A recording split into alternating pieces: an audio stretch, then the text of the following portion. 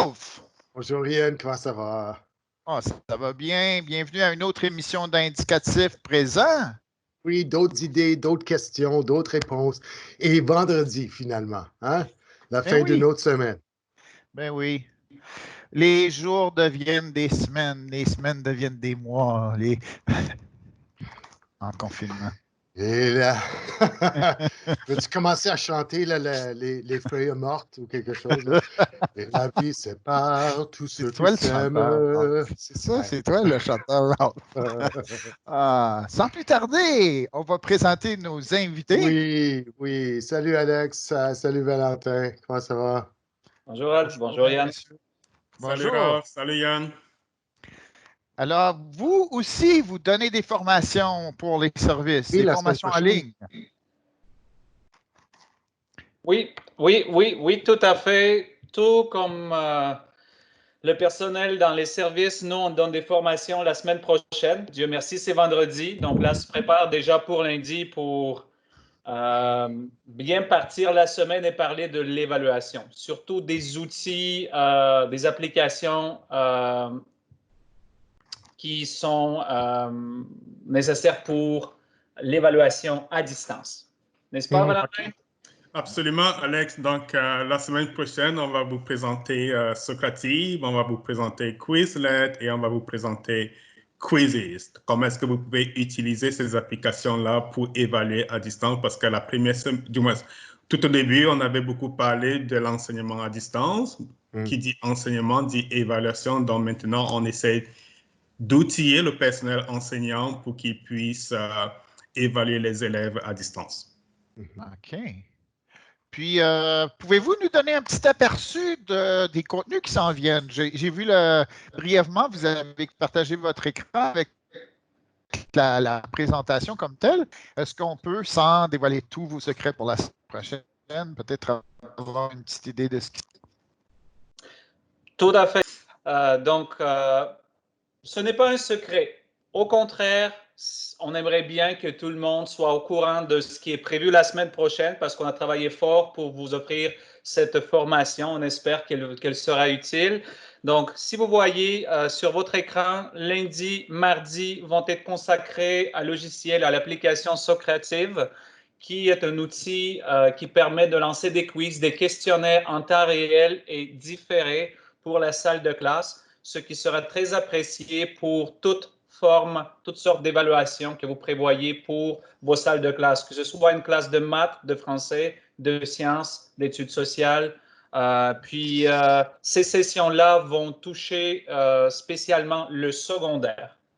C'est ça que je voulais vous demander, oui, c'est ça. Donc, ça cible le secondaire, là, le 9-12. Mais est-ce que les gens de 7-8 pourraient utiliser les mêmes stratégies? Selon moi, c'est aussi applicable pour tout élève, aussi bien qu'au niveau intermédiaire, moyen, secondaire. Okay. Pas de souci, ces activités vont être appréciées par les élèves de tout âge, qui ont une connaissance plus ou moins appropriée de la technologie. Oui. Ça veut dire que ça touche presque tous les élèves, même qui de 8 ans seraient en mesure de l'utiliser.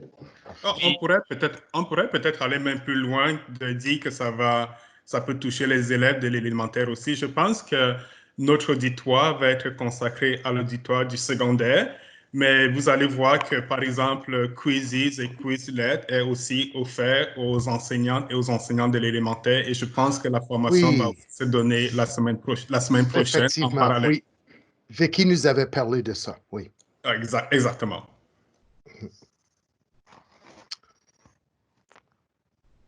Quelque chose à ajouter, messieurs? Est-ce que vous voulez qu'on parle, parce qu'on ne veut pas non plus dévoiler tous nos secrets. On veut que les enseignantes et les enseignants aient le goût de venir nous voir pendant la formation la semaine prochaine. Donc, c'est un bon vendeur, ça. Si vous permettez, ça me rappelle un petit... notre session, on la verrait comme notre petite rentrée au magasin, là où il y a un vendeur. Est-ce que vous voulez goûter quelque chose? Puis du coup, vous avez envie, tiens, cette saucisse, c'est vraiment bonne. Est-ce que vous voulez en acheter? Oui, donnez-moi 4 paquets. Donc là, c'est Oui. ce qu'on espère. Et Alex, il essayait de tout donner la marchandise et c'est Valentin qui dit oh, nous mettons, on va pas tout donner là. Hein? C'est vrai, mais moi, je sais que c'est vendredi, et puis avec une bouteille de vin, si les gens vont faire une capture d'écran, relire notre plan pour la semaine, je pense que ça va leur donner un goût d'aller nous voir à 10 heures du lundi au vendredi pour des sessions telles que vous les voyez sur votre écran. Tout à fait. Merci Ouais, beaucoup. On va mettre le lien à votre session dans la description de l'émission d'aujourd'hui pour que les gens sachent où aller voir ça. Absolument. Parce qu'il y a mercredi et jeudi, on va parler de Quizlet. C'est vraiment une application qui va soutenir l'apprentissage des élèves par la création des cartes éclairs digitales. Pour ceux qui sont de ma génération, vous vous rappelez, je me rappelle encore de mes cours d'histoire ou de géographie ou de biologie, il y avait beaucoup de par cœur. On se créait des cartes pour essayer de mémoriser l'essentiel. Je pense qu'il n'y a que Ralph qui est de ma génération ici. Oui, je suis désolé, je suis vraiment beaucoup trop jeune. Ouais. Ralph et moi. Donc, on se créait des cartes éclairs justement pour essayer de retenir l'essentiel. Oui. Et c'est vraiment un peu dans ce sens qu'on va utiliser Quizlet.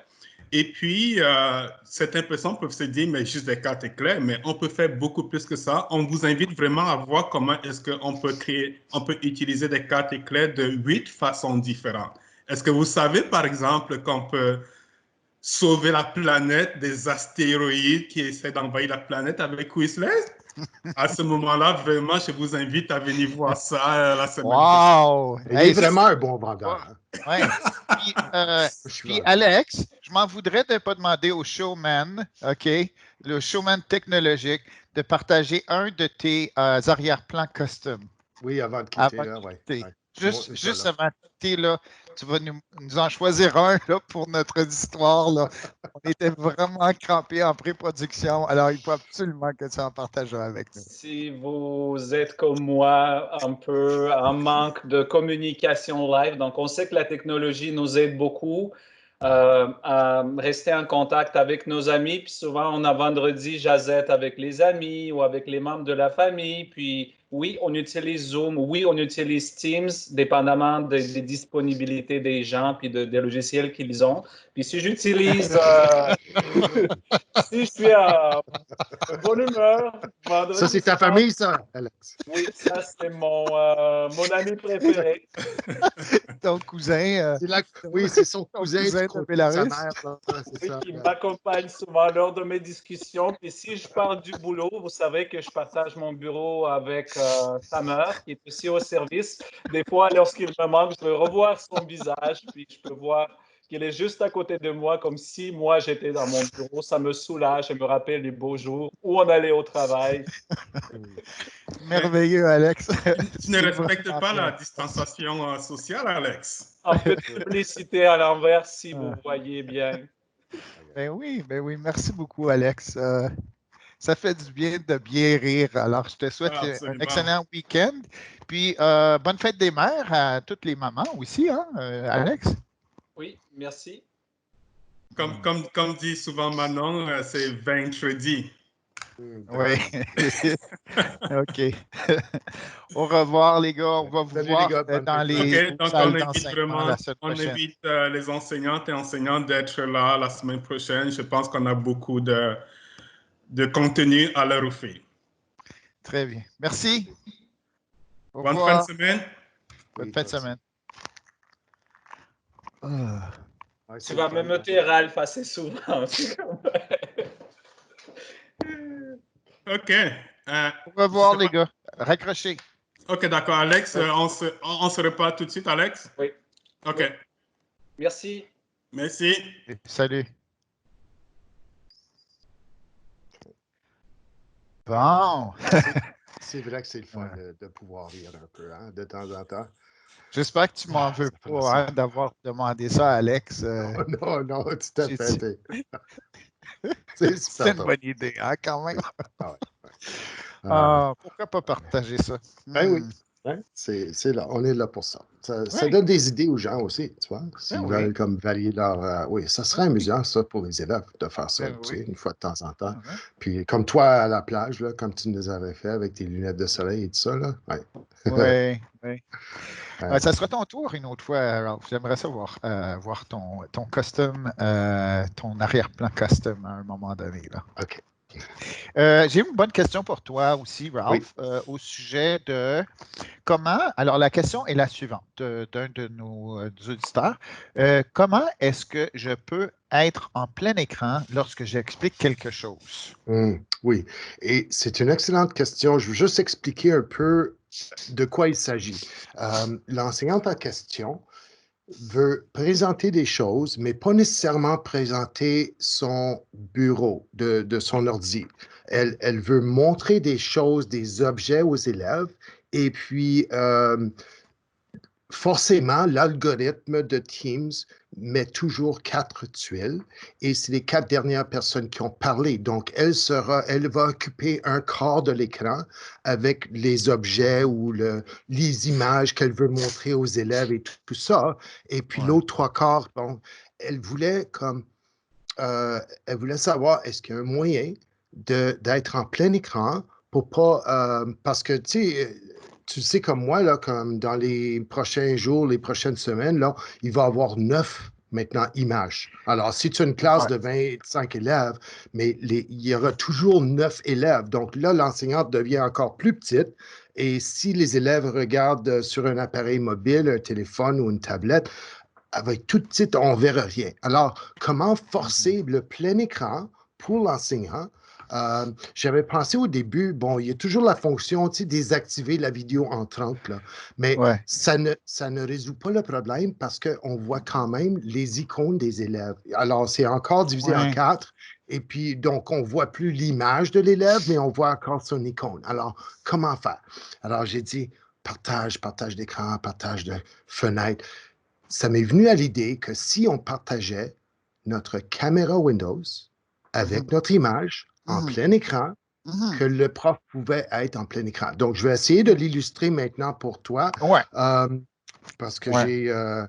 je veux juste rapetisser Ça, là, la c'est ce que fenêtre. moi j'aime Hmm? appeler un hack. Oui, c'est Ça, c'est comme une idée carrément un hack. Oui, que tu as absolument. eue Parce qu'il de y a la... truquer finalement l'algorithme pour Oui, lui dire non, non, non, je ne veux pas partager mon image, je veux partager l'écran qui a mon image finalement. oui, exactement. Et Oui. puis, dans ce cas ici, c'est une fenêtre. Alors, j'ai ici ma fenêtre de caméra de Windows.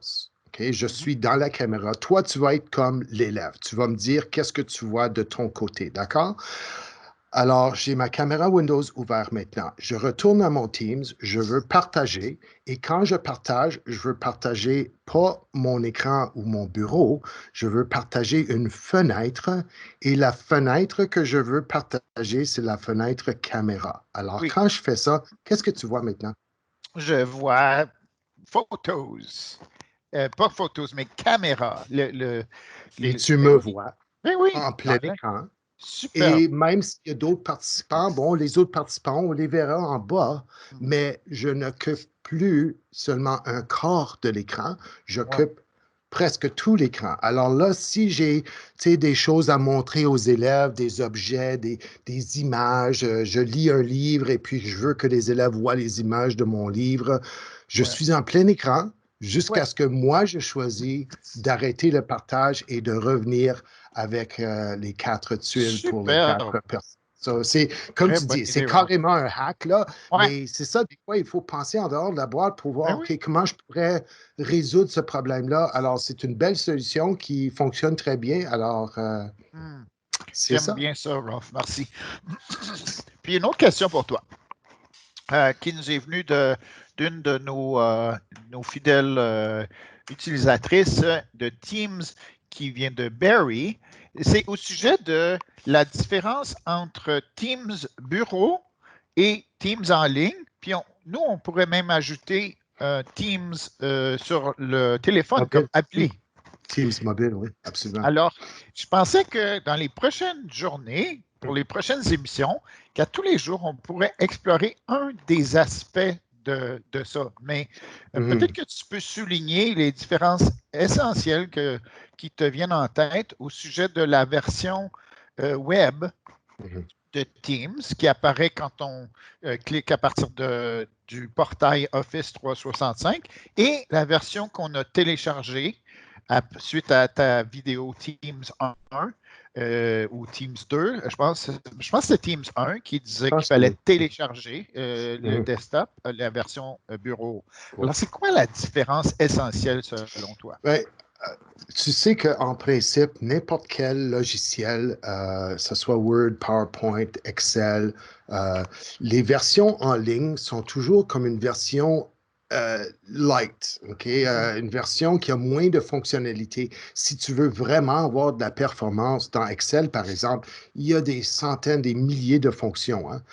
Mais si tu es dans Excel en ligne, c'est plus limité. C'est la même chose avec Teams. Alors, ça, de prime abord, il faut toujours prendre pour acquis que tu auras plus de fonctionnalités, de features, là, si tu veux, sur la version installée sur un ordi que la version en ligne. Et puis, les versions mobiles, tu vois, ça aussi, c'est comme dépendant de la version du logiciel, excuse, tu vas peut-être avoir moins de fonctionnalités dans la version mobile que tu as sur la version desktop ou installé sur l'ordinateur. Et ça, c'est la règle générale.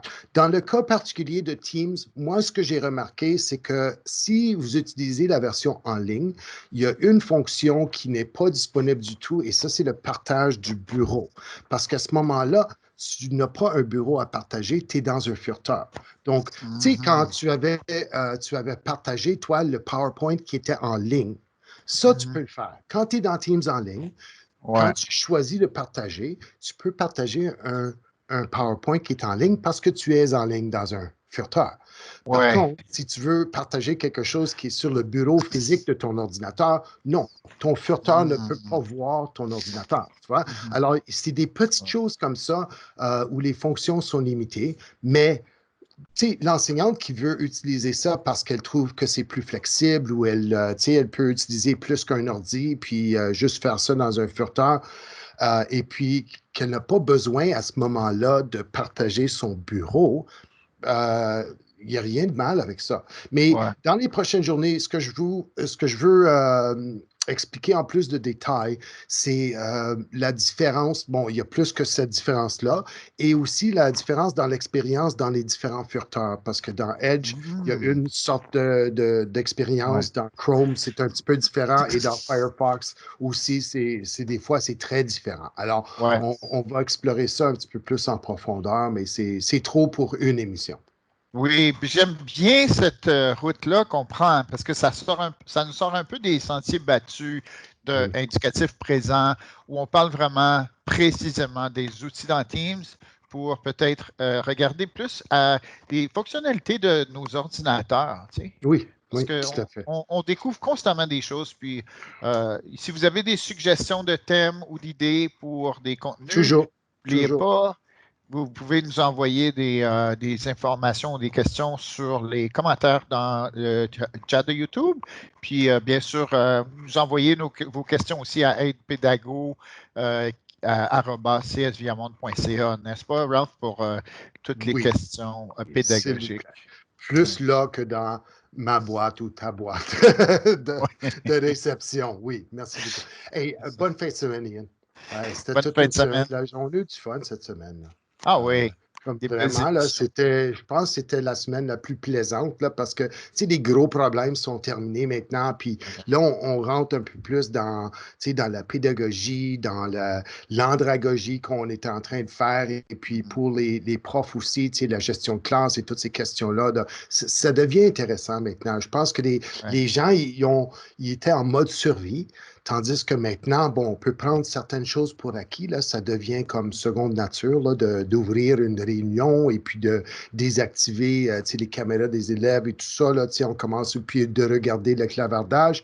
Ils peuvent se concentrer maintenant plus sur la tâche d'enseignement, la tâche de l'évaluation, le bien-être de l'élève et tout ça. Là, c'est vraiment plus le focus maintenant que des petits problèmes techniques. Alors, ça commence à être le fun. Oui, oui, vraiment, Ralph. OK. Ben, au revoir tout le monde. Donc, à lundi. Oui, à lundi. Salut. Salut.